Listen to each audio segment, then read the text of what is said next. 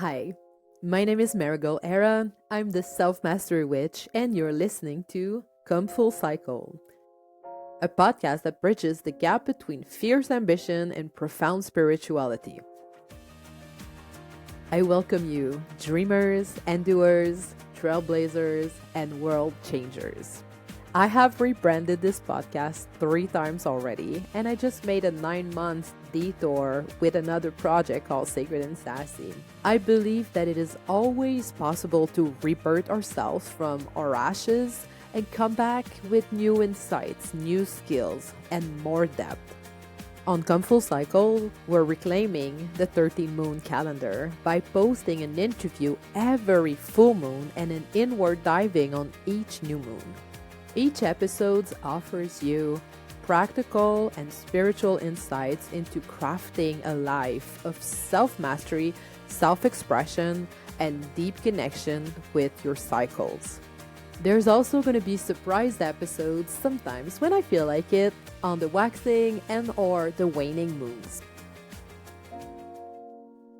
It's time. You're ready to trade burnout for sustainable brilliance and step into your full cyclical power.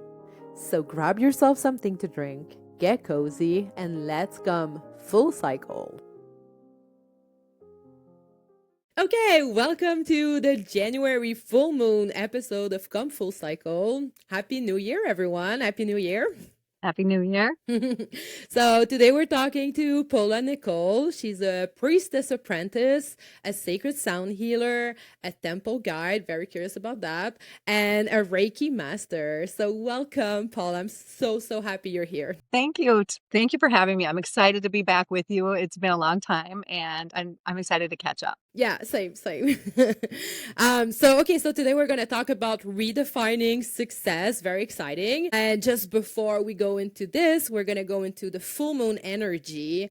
Just small disclaimer, I'm not an astrologist, but I was just always interested in the moon and her cycles and the energy that she brings to her life. And so I live my life according to that moon. My cycles are all aligned, so I always bleed on the new moon. And so and I decided to create my business according to that cycle as well. So that's why I really like to talk about it. So in general, full moons represents, a culmination, illumination, release. And for me, it really represents the conscious awareness because it's the light, that shines onto the darkness of the night. And so for me, there's no better way to bring that conscious awareness than by talking with inspiring beings. So that's why I'm doing those interviews on the full moon or really close to the full moon so that we can shine light onto some of our darkness. So I don't know, what does it represent for you, the full moon? A time for release, right? And on the other side of it is really, sort of the time for a new intentions, Yeah. Yeah, that's good. And cycles, I'm with you on the cycles part. I love that you have structured your business around it. Like that is just amazing. Yeah. And it's just so easy since I'm bleeding as well with the new moon. It's like a moment where it's like more introspective. And when it's the full moon, I'm ovulating. So it's like, I want to talk with a lot of people and I want to be bubbly. And so I was like, let's embrace that, like let's just go with that. Yeah. So that specific full moon is traditionally called the wolf moon. So I didn't know that. I always like to do my little research because I don't know everything.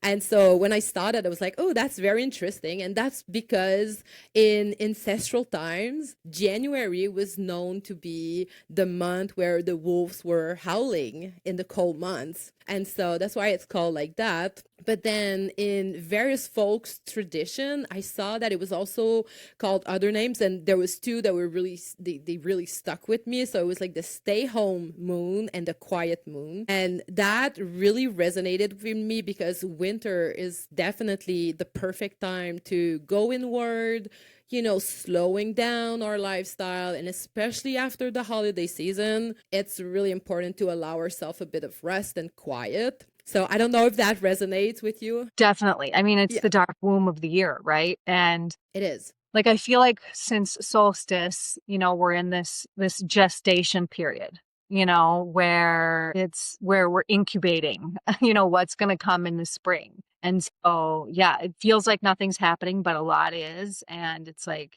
a quiet pause and where things are just kind of rearranging. Yeah. Mhm. Yeah, I love that. I love that so much. It's true. And do you have snow where you are? In fact, yes, we do. Yeah. It's been really nice the last like few weeks. It's been in the 50s and 60s, and then it just snowed. It just got cold yesterday and snowed last night. That's cool. I love the snow because it's really it's the token, it's like the reminder that we have to just like chill. Yeah. It's frozen. So it's like I feel like we are blessed in those northern climates where we have the experience of slowing down. Like it comes naturally with the weather. So I really like that. Yeah. Our society isn't used to that though. Like how many Yeah, I people know. who are actually slowing down and going inward and, sort of composting and, the year and in this cocoon phase and things like Not a not, lot. I know. Yeah. Yeah, not a lot. Yeah, that's for sure. So, this full moon is the first full moon of the calendar year, of course, as we're in January, and it happens in the sign of Cancer. So, I heard and I read that it was acting as an emotional barometer to align our outer life with our inner needs. So I was like, oh, that's cool because it's so fitting in the beginning of a new year where you want to, just be sure your year is going in a good direction. Well, and alignment is everything, right? I mean, yeah.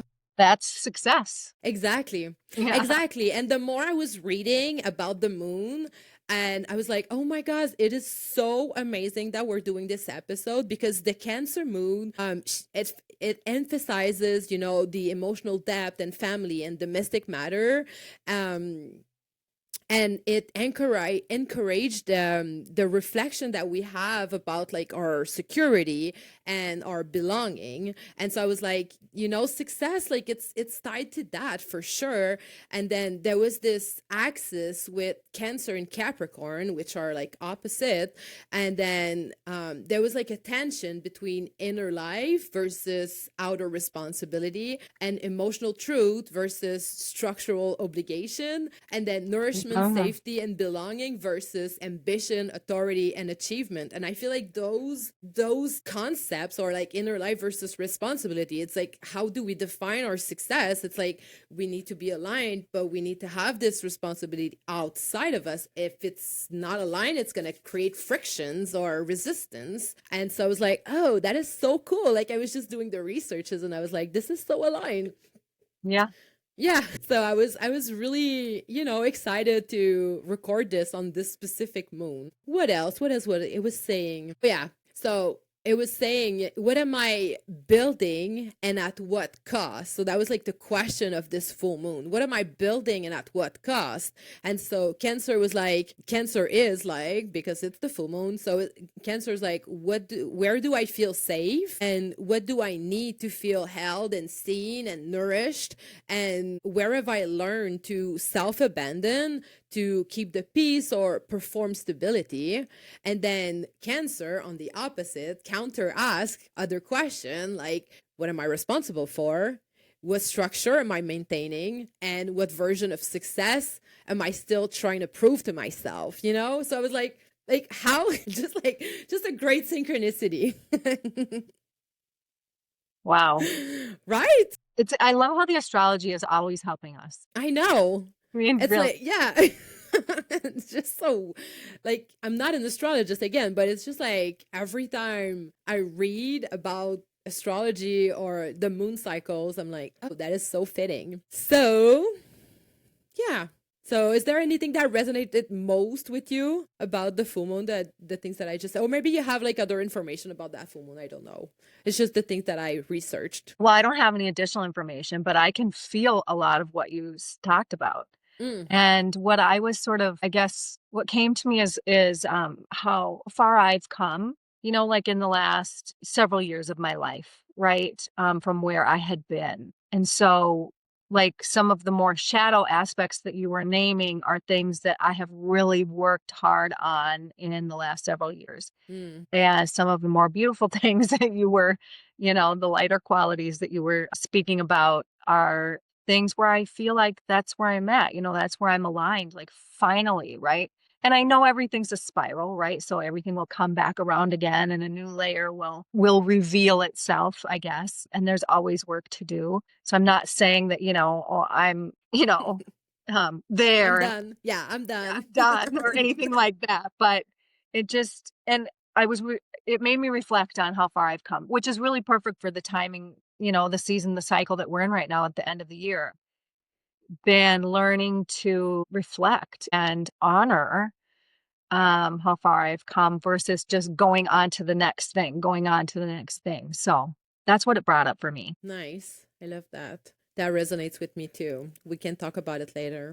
Okay, so let's go into the topic of today, redefining our success. So, you used to work in the corporate world before becoming a healer. So, what was your definition of success back then? Oh my gosh. How much money I made, what title I had, the status I had, the size of the organization that I led in the company, what I had, what I owned, material things, the size of my house.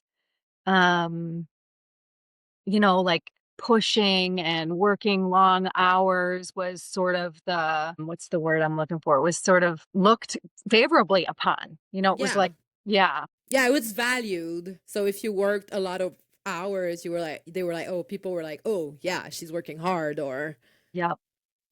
yeah. And I say this often, like I had all the things that they say are supposed to make you happy. I was making a really, great salary and I had a beautiful house and the family and all of the things and the great job and all of that. And I was really deeply unfulfilled. So that Yeah. success is just empty for me. Yeah. So, yeah. So, what was the feeling? Because when we're in this, hustling mentality where we are doing, and then we're buying, then so it's like, but if you look back, if you go to your past self, like, how was she feeling in that? Like, was she happy? Were there parts of her that was like, yeah, like, this is success. Like, I'm fucking happy about this? I mean, in the beginning, yes, like as Yeah. I was younger, like way younger, and I was climbing the corporate ladder, yeah, every time I got another promotion, it was like, woohoo. But when I look back now on those times, like, was I really truly happy? No. Mm. Like, was I living my life? No, I was fucking working all the time. You know what I mean? And I didn't have much of a life. And the life that I had outside of work, excuse me, was, like around drinking and partying and there wasn't a lot of substance and meaning to it, and so I just Mm. have a different, value system, that I place on all of those things now. Yeah. Yeah. I thought I Yeah. was happy, but then I Yeah, wasn't. But that's the then, like, thing. as I got older, like when I was nearing, sort of the last several years before I ended up leaving corporate America, I was deeply unhappy and I was aware of it. And I felt shackled in chains. I felt like I couldn't leave because I was the financial breadwinner in my family. And, Mhm. like the house that we lived in was because like we lived there because of my salary and like I was supporting the whole thing. I was holding it all up, including my former partially my former husband who my kids were with half time. So Yeah. I felt stuck Yeah. and filled it toward the end. Yeah, for sure. So, what was the pain point and where did you saw like they were happening? The pain point, you mean just of being in that place? Yeah, well, like I mean, like you were defining success like that and you thought you were happy, but then at one point there must have been pain points because otherwise you would still be there, right? Right. Oh, so yeah, I mean, I kind of woke up to the fact that I was living my life for everybody else. I was checking everybody else's boxes, but not asking myself what I want, Mm. what I needed to be happy. And I didn't even know. Like when I started to ask myself that question, I was like, well, oh my God, I don't know. Like, who am I? What do I like? How do I, who? I didn't know. And so it was a journey. But there was one sort of like major turning point in my life, which was a big awakening I had after being attuned and trained in all the levels of Reiki. And so that was really what sort of opened my eyes. That was the beginning of my journey. And it's just been sort of a road of self-discovery since. Yeah. So, okay, so were you, before being attuned, were you aware of some pain point, like maybe in your body or in your mind? Were you like at one point you realized you were unhappy?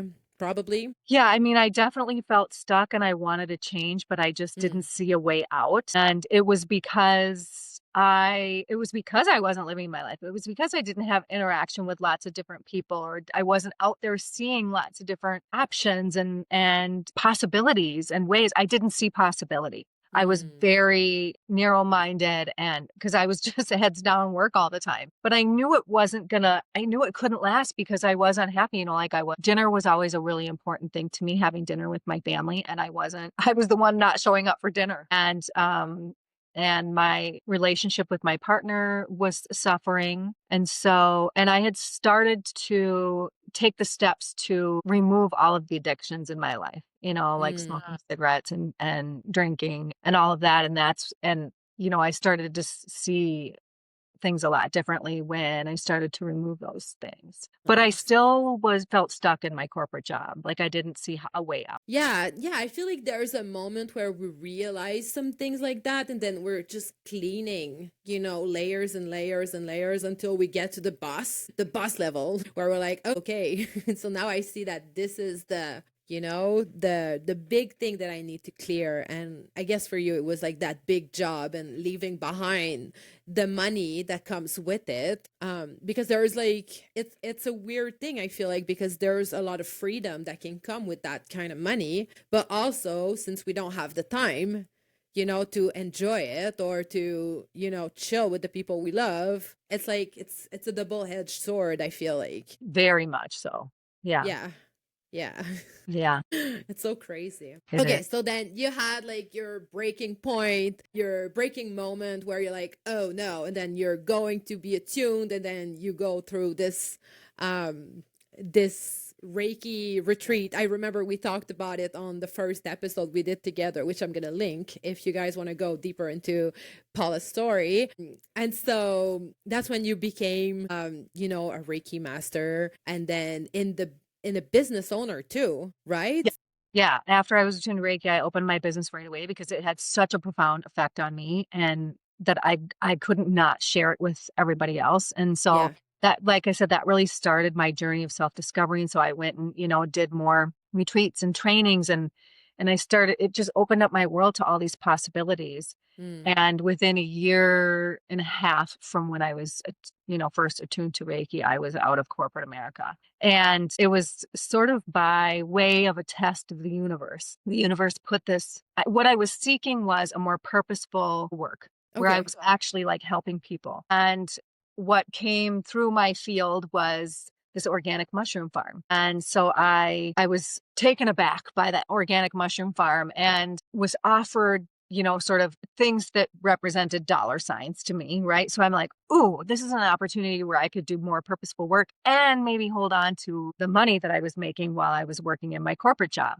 And so it was a test from the universe because what quickly unfolded was that the owner of that company was not aligned and was very abusive. And I had Mm. just healed from all of this like prior abuse in my life. And so it was the universe testing me saying, okay, you've healed. Are you going to choose this abuse and this money still, or are you going to choose yourself? And so I chose myself and I quit. And then I went all in on my business and had kind of been walking that path ever since. And now I've, sort of changed again and reinvented or am reinventing that Yeah. pausing some things and yeah. Yeah. So, okay. So, when you started the business after the mushroom and you decided to just be fully on your Reiki at that time, and then you integrated sound healing after, right? And And like, then, yeah, that's right. So, how easy or hard was it to leave behind the hustling mentality, because when we start a business, there's a lot of things that we have to do, and there's a lot of work we have to put in. And so, yeah. So, was it hard or was Oh it my gosh, easy? yes. So very hard. In fact, some of that still lives within me. Like I have intentionally created a more easeful life, right? And I still have tendency, like I force myself to slow down and to rest and to move at a slower pace and all these things. And it still is, there's still wiring in me that, thinks about doing more or wants to do more or, so it's a constant, I don't want to say battle, but But kind of. it's a constant unlearning and relearning and forging new neural pathways.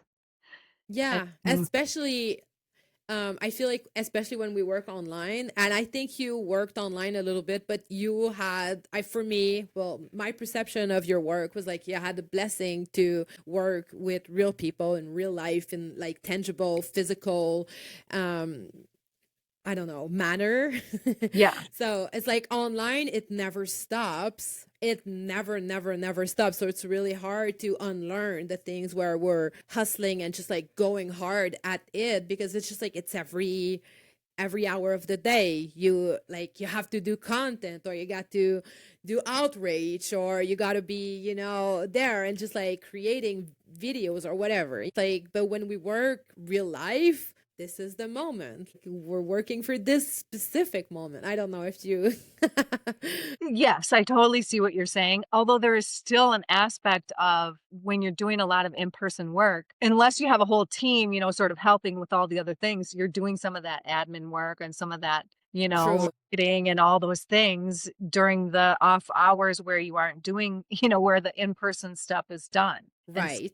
you can still fall into, at least I can, or have fallen into those old habits of, like working late into the evening. And thankfully my wife, calls me on it, especially when it's getting to be, like a lot. Yeah, it's really hard to create that balance, especially when you have something to when you offer something and you want to deliver a good quality product, whatever it is, and then you want to put in the work. And then I don't know if you are like that, but for me, it's like, oh, but I could add this, or oh, this would make sense, or oh, maybe that person would be interested. Let me reach out to them. Or it's just like there's always something, right? There's always something. Totally, because, like we're creative beings. And Yeah. so there's always these creative ideas coming through, whether it's about, new content or a new thing or inviting someone in or just making our structures better so that we can flow within the structures easier, so Yeah, it's a learning curve for sure. So, yeah. when you started the business, the first version of your business with the Reiki and then the sound healing, what was your definition of success at that time? Do you remember? Well, when I first started my business, yeah, I guess my definition of success was to have a full calendar of one-on-one appointments, whether that was Reiki, individually healing treatments or life coaching sessions, because I did life coaching almost right Mm-hmm. after Reiki.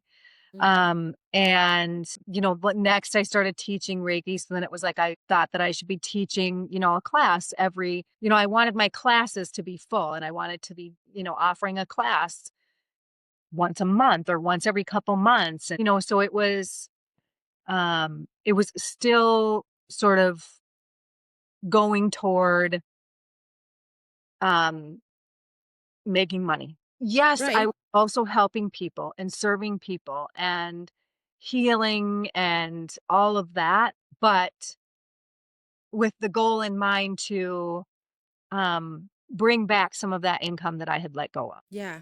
Well, it's a tricky one, right? Because it's like we live in this society, and if you want to go do your grocery or pay your electricity, you need the money. Like this is how it works. Right. If you don't want the money, you can go live off grid and just like, self-sufficiency or whatever.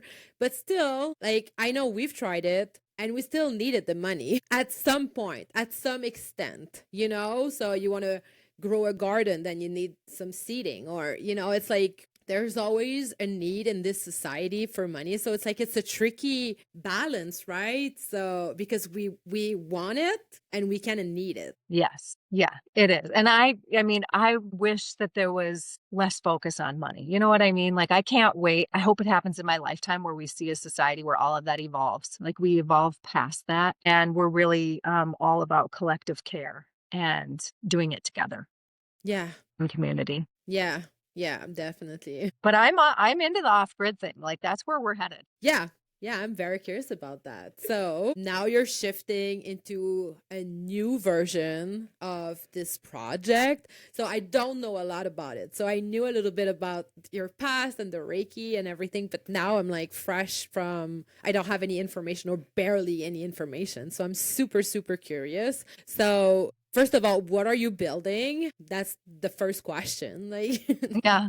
Well, we haven't started building it yet. Well, I okay. mean, we're doing the pre-work really. Like, Yeah. we want to Yeah. buy land, a large like piece of land up to 100 acres, and we want to build an off-grid holistic healing retreat center that is like a sanctuary that is rooted in love and healing and nature and community and um expansion and transformation, and we really want to uplift the community that's around us. We want to be, if we aren't holding our own retreats on the land, then we want to be, a space that other retreat leaders want to bring their retreats to, Nice. and be known for, yeah, community and upliftment and healing, and a place where people can release trauma and rediscover joy and come back home to themselves and, Nice. yeah, remember who they are. Right. Yeah. Yeah. Okay, so what led you to wanting to build that? I'm curious.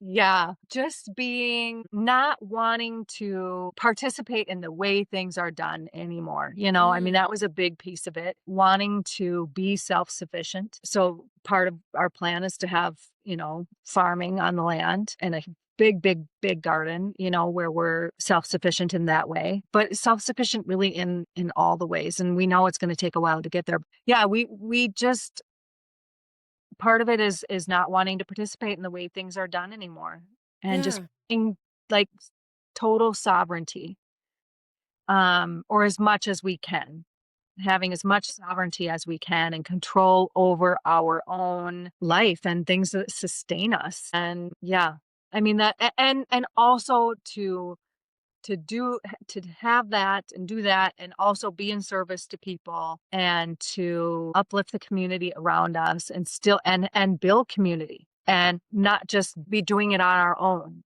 to do it with other people. So Mm, those are the main drivers. yeah. Yeah. Yeah. Getting back does resonate with me in some ways because when I think of it, I think of like getting back to the old ways, Mm, moving like they did, and living in the ways that they did in the old ways, where we are supporting each other, not because we want anything in return, but because we do that because it's collective care. Like, we care about the person next to us, mm-hmm. like showing up at a sister's house when she's in need of something because whatever, then we're going to support her, and help her take care of her home and cook her food and help take care of her kid, help her financially and all the things. And then just having that in reciprocity, like all the time, and living in that way, and showing Mm, up when she is celebrating something too. It's not just the bad times or the times of need, but it's, the times of celebration and just like being together in those ways, deeply being together. yeah. And so I think, when I talk about it or when I think about it, at least how I frame it in my mind, it's getting back to the old ways. Right. Yeah, I can see why. I can see The why. whole, it takes a village to raise a Yeah. child, that whole thing, right? Like, literally it did. And that's how they used to do it. I want to get back to that Yeah. instead of us. And, like, I raised my kids feeling like I was mostly on my own, other than, like my family. And I didn't even have as much of that at certain Yeah. times. You know what I mean? And so I'm talking about a community, not just family. Yeah. Yeah, I feel like when we get to motherhood, we really feel when there's a lack in community. because it's really hard to raise our kids by ourselves. And there's so much value in raising them with other people. So much. Like, So I much. wonder, I mean, my kids are grown now, you know, they're 18 and 20. Yeah. And and they're beautiful people, and I'm so proud of them in all the ways, right? And how they show up in the world, and their hearts and who they are and all those things. But I just wonder, like, who could they have been, or who would they have been had they grown up with more perspective, with more community, Yeah. doing things differently? Yeah. Yeah. Yeah. Well, I resonate with that. Like, I unschool my kids because I don't want them to be a part of the way it is done right now. I just don't resonate with that. And so for us, it was, yeah, just getting out of that system. The first system we get pulled back in when we have kids. Like, for me, I was always out of that system most of my life. But then I got children, and then they were like, then got to put them in school. And I was like, what? Nope, absolutely not. And so we're 14 years down the road, and Wow. I am so fucking proud of my kids. Yeah. You know, my 14-year-old, like, she's thriving. She's thriving in her art business, and she's only 14, and she runs the whole thing. It's just so beautiful to actually set a ground that's actually solid, where the kids get to know who the fuck they are, and they build on that. Yeah. That So is, I yeah, thank you. yeah. So yeah, so I do resonate with that, and I feel like as adult we have a shitload of unlearning to do Yes. to do that. And for us, I know that my kids taught me how to unlearn all of that because they didn't learn it. So when I'm in my old ways and just like pushing my own wounding or narrative, or they'll just come at me and tell me like, hey mom, what's no. I wish our society listened to kids more, because they I really know. are the best teachers, right? They can I bring know. play and joy and curiosity and, They're not, magical. yes, and our magic. Absolutely. They're magical. Absolutely. They're so, oh my God, every time I see kids, they're so creative and just like all over the place. And they just need to understand how to, like put that energy into something that makes sense for them at that point, without necessarily destroying everything or destroying specific things that don't matter. It's like giving them the best condition to explore who they are brings a lot of magic again. It's Yeah. the only word. It's magic. It's magic to see Well, humans just grow like that. yeah, and confidence in who they are. Like, I don't know about you, because, you had a different life than I grew up in, but I was not confident in who I was until just recently. You know what I mean? Like, and I'm in my mid 50s. So, Hmm. Yeah. that exploring and themselves and their curiosities, and I mean, that roots them in self-confidence, which is Yeah. everything Yeah. when operating out in the world. Yeah. Yeah, and to be there for them when they have, challenges, whether it's in relationship or in projects or within themselves or whatever, but to be their first row into their experiences and being able to say, okay, let's work on that, instead of them coming back from school and just being, hey, I was cool, fine, it was fine. They're overloaded. They don't want to talk to us. They're disconnected from themselves. So how the fuck can they be connected to us? And then it's all like, yeah, it's all like that cycle. It's just like doesn't make any sense. Like the one you were talking about at the beginning of the interview, where you're like, I'm working, like, and you're stuck in that paradigm, and there's no other way out, but there is. It's just you need to stop for a minute, yeah, to think about it. So that's a great project. Do you have a timeline? Well, we hope to be looking at land in the spring. Okay. Yeah, and then building from there. I mean, there's phases, right, that it will happen in. And so who knows how long each phase will take. It depends on the investors that we attract and that we find and things like that, because we are going to try to do it without traditional mortgages and things like that. So we're Yes. going to be seeking out investors. And so, yeah, we hope to be looking at land in the spring. So just a few short months away. That's so cool. Yeah, That the is so astrology is in cool. our favor for it too. Of course, of course. How exciting. How exciting. Okay, so I was curious about the temple. You said you just learned how to be a guiding temple. Is that how you said it? I don't remember. Yeah, a ceremonialist and temple guide, which on our land, I will also have a temple and I'll be doing archetypal temple work, which is more inner work. And then I'll also be doing rites of passage. But yeah, like I'm a guide and ceremonial space holder who is really deeply rooted in helping women remember their worth and their sovereignty and their wholeness. And so it's through ceremonial temples and through sound and through one-on-one work, I'm creating spaces to slow down and listen deeper and come home to what's true. And so that's really what temple ceremony is, right? It's coming home to what's true. But I knew you were going to ask about it. So I have Well, of course. I was so curious. I was like, oh, what's that?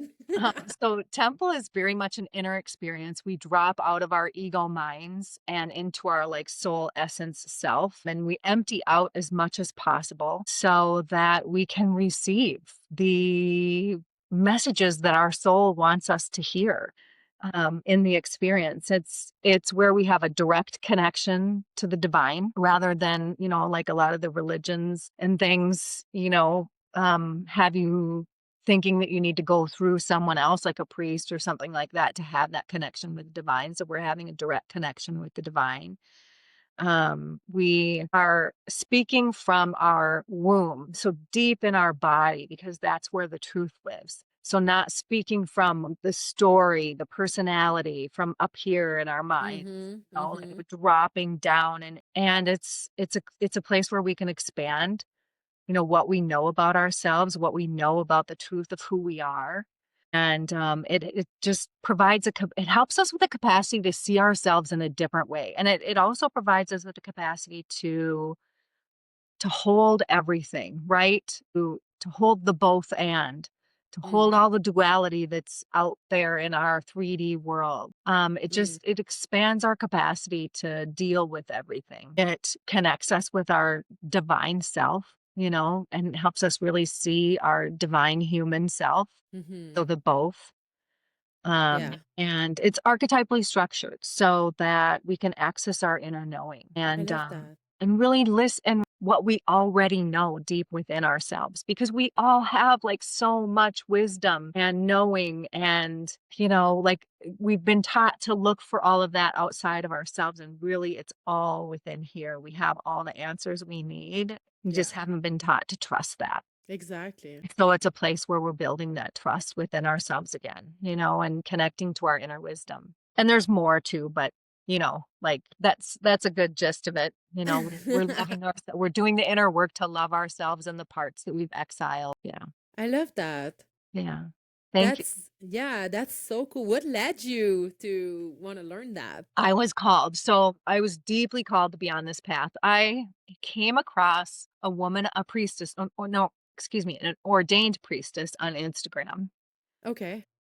Couple of years ago now, maybe it's almost 3 years ago. And her name is Sarah Jinks. She's one of my mentors, but like I just saw one of her posts and I was like, oh my God, what is this? I want more of this. This has to be in my world. And so I started following her and I became part of her community. And then I was so curious about how to become a priestess. And she had a call where her and her mentor, who's now also one of my mentors, she's Elaine Kalila Dowdy. She is the vocalizer of the Priestess Presence Temple and the dean of the school. And they teach 13 Moon Mystery School lineage. So Nice. that's my lineage now too. But anyway, she and Leela were having this, Sarah and Elaine Kalila were having this masterclass about how to go to school, mystery school, to be a priestess. And so I attended and I was like, I feel like this is for me, it feels right. I'm just not sure because I wasn't trusting myself as much as I needed to. So anyway, I was meditating a couple of days later and I'm a feeler. I don't hear very many messages, but when I hear messages, they come in strong. And I got this message that came in really strong, like, you are an oracle, you are an oracle, you are an oracle. And I felt all this like magic happening within me and outside of me. And like, it was like this feeling that I had never had before. And I'm like, well, so I get out of my meditation. I'm like, well, I think I know what oracle means, but I'm just going to look up the definition to be sure. And what does it say? Priestess. So I'm like, okay, there's my sign. I'm following that breadcrumb and I'm signing up for school. And so I've been in school all of this year. And, Nice. they have different sort of offerings, sort of Yeah. that you would, have in a college or university or whatever. So this past year I took the ritual program, which is how to become a ceremonialist and temple guide and learn all of the sacred technologies and the frequencies and how to hold that space and how to hold those frequencies and to work with the archetypes and things like that, that is part of the Mm. structure of temple. Ooh, that's juicy. Yeah. Very interesting. And it has Nice. been like the most beautiful experience of my entire life. It For has been a sure. lot of shadow work, loving the shadow into the light. And in fact, at one point during the year, I'm like, oh my gosh, I'm so fatigued with the shadow work, man. I can't take this anymore. But I, kept going. And so it was a lot of that, but then also learning all about how to hold ceremonies, how to Mm-hmm. hold ritual ceremonies and temple circles. That is so cool. Yes, it has been, like, the most amazing experience of my. It's like yeah, I remember when you were talking about the Reiki attunement, it was like the same kind of energy, and now you're like phase 2 or Mhm. maybe phase 3 because you had the sound healing. So for this next phase of the your project, like how do you think you're gonna, define your success? Oh my gosh, so much different. I define success now, so much different than how I did, like, when I was in corporate, like what we talked about already, but Yeah. now it's all about following my heart's desires in wherever that leads me and Mm. allowing that to be, like allowing my evolution because that is what my soul is here to do. Like that's my soul's growth. And I define success of having a regulated nervous system, of, having peace and ease in my days and being able to drop down and in and not looking outside of myself for answers. It's about, where is my frequency, what's my vibration right now, like who am I being, Mm-hmm. because that is what the world reflects back to me. And Yep. so if I'm in the shitter is coming back to me. You know what I mean? And I'm not bypassing any human emotions. Like I allow myself to be angry and to be sad and all of those lower end emotions or whatever, but I just get out of them faster. I let myself feel them all the way and do all the things that, journal about them and extract the medicine, extract the lesson from them. Like, what is this trying to teach me right now? If there's a question about that, but really keeping my vibration and my frequency as high as possible because that's how I feel like I can contribute to, new earth and where I really want to see the world go. Yeah. And then, like, honoring rest. Like, I never used to honor rest. I was just go, go, go, go, go, go, go, go, go. I would Mm. plan out every minute of every day. Like, I mean, that's how my kids grew up, was just like, all right, where do we have to be at this time? And backing up, planning every single minute. And so now it's like honoring rest and space Yeah. and following cycles. Like, I'm so much more in tune with the cycles, smaller and larger. I love that you're doing everything with the moon, because there's cycles within us. There's cycles in the moon. There's cycles in the seasons, cycles in everything around us, in the astrology, in, you know, The from the daily small. cycles, there's cycles everywhere. Yeah. Yeah. And so honoring those cycles and really like deepening with them, like I'm newer at it. So I'm learning, learning, learning. But I'm so much happier just to Mm-hmm. allow myself to go with the seasons and cycles. And like, am I walking as love? That's another way I define success. am I walking as love? And this is part of being priestessing too. Am I walking as love in the face of all that is not out, in our 3D world? Mhm. Um, and how am I holding that frequency as I move about my world, as I talk to other people, as I touch other people? I want them to feel that frequency when they're around me. Yeah. And then I guess another thing that's sort of present for me in defining success is honoring completions, honoring Mm. what is complete in my life without considering a failure. So Mm. this was a big one for me that I've just kind of moved through as we were in the fall and early winter. I was wanting to pause everything in my business, like my sound healing and one-on-one sessions and things like this, but like grasping at it. But I wanted my business to be this thing that I haven't yet reached. So I didn't want to Mhm. let it go. So I was like grasping and in the deep void, and then coming out of the deep void, really, really recognizing that this is just this it's a sacred ending. It's a threshold that I'm crossing yes, to pause that, to set it aside so that I can make space and energy for all these new things that I want to do, like building this, our new big dream and the buying land and the holistic healing retreat center and doing more Yeah. frequency-based work Yeah. and growing and deepening my priestessing. I love that. It's such a learning though, right? Yeah. Letting go, and we set ourselves some goals and we get so attached to those goals, and yeah, it can be so tricky to see that it is actually completed even though we didn't reach those goals, but maybe those goals were, I don't know, way out of reach or coming from that shadow self, you know? Sometimes we're just like, we think we're so aligned and we're doing something and we're like, oh yeah, this is so aligned. And then later on, we're like, yeah, maybe I was reaching too high, or maybe it wasn't exactly that, or it did that with my last podcast. I was like so into it. I was like, yes, this is it. Like sacred and sassy, let's fucking go. You know, I was like, yes. I was 100% yes. And I had the vision and I was like, this is what's gonna bring me to that level where I see myself at.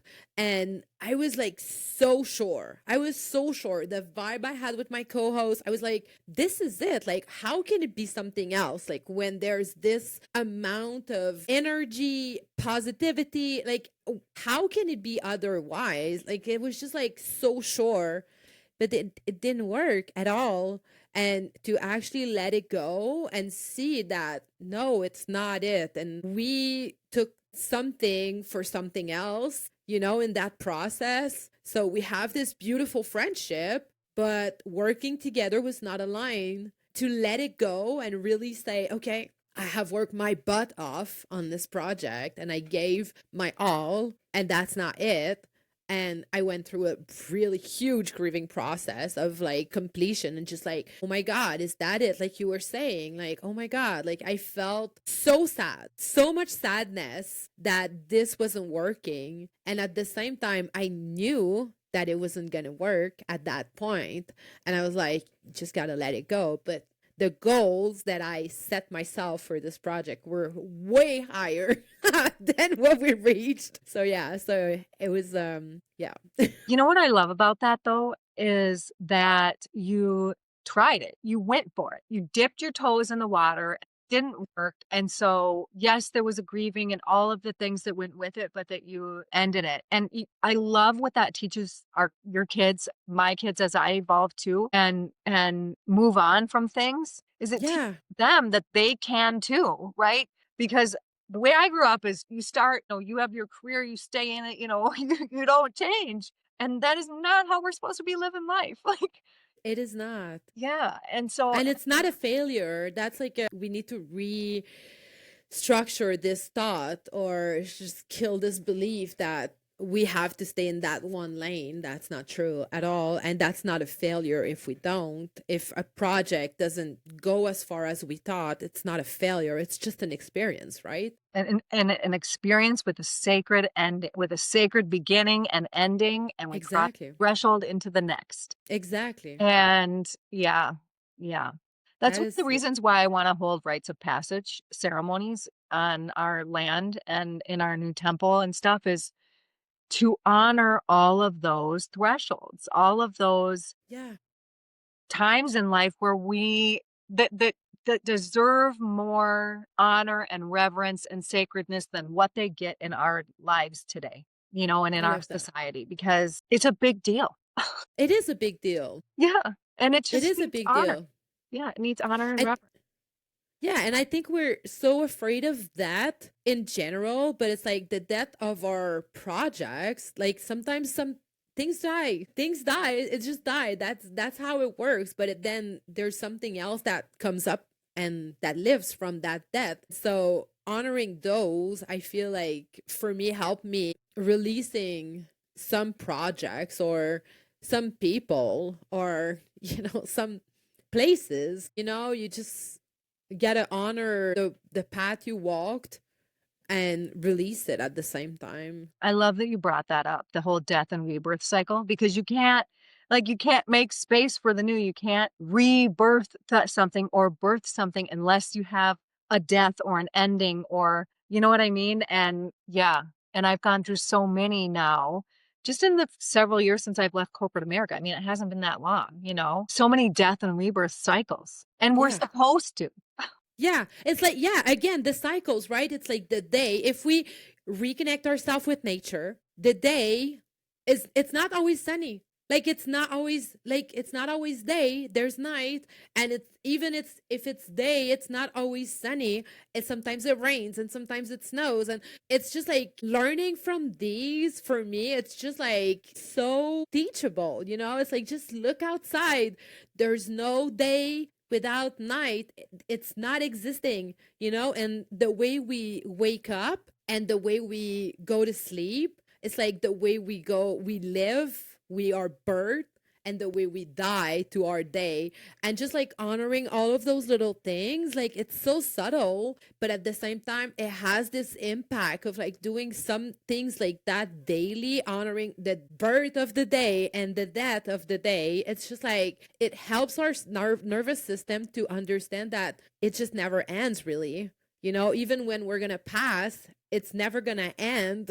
Like there's other people that are gonna carry on whatever we were carrying, and it is what it is. And it's just like reconnecting with those cycles, even those tiny cycles, just helps me a lot in those bigger grieving process, whatever, like when a project ends. Or so, yeah. Absolutely. And if as we get more in tune with them, it helps us get more comfortable with the death of our human body, right? And Exactly. like Yeah. death in life, because like that's not how our society is, like, scared of death, right? And So we scared. we don't want it. It's so sad, the grieving process is too much and all those things, when really it yeah, It's just reconnecting with, part of life. exactly, it's just part of life. Yeah. And so we can learn so much from it, and it makes it easier to reconnect with the cycles of nature. It makes those things, like the death in life, easier. Yeah, definitely. Oh my God, I can talk about this for hours. That's why it's called Kung Fu Cycle. I know. Yes. Okay, so I always ask one question to my guest. So the question is, what would you say is the cycle that you did break to get here? Like, if you could say, like, there's a cycle that led you to right here, right now, what would it be?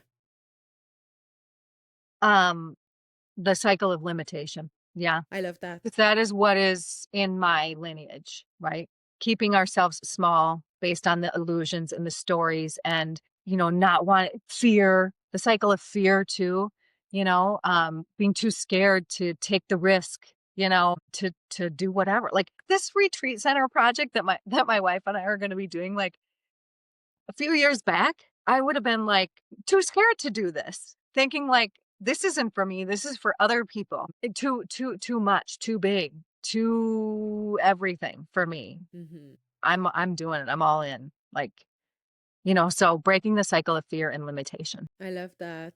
I love that. It's like your podcast, being scared and doing it anyway.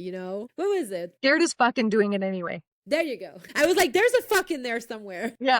I haven't picked that. That's another thing that I allowed to have a sacred ending, or Yeah. it's been, gosh, on pause for a long time now, and I always thought I would get back to it, but I haven't yet. Who knows? Maybe as we pick up do this whole retreat Who center, knows? I'll pick it up again and rename it and do something with it, but we'll see. Yeah, who knows? Maybe that's gonna be your priestess ceremony. Oh, all right. Well, thank you so much for being our full moon episode of January. Thank you. It's been a joy. It was such a joy reconnecting with you. So where people can reach out to you? Oh, I knew you were going to ask this question. And so I'm in the process of like a full-on rebrand. Okay. And we're almost there. So I don't even want to give out my current website because it is not me. I've turned off, lots of stuff, and it's not me at all anymore.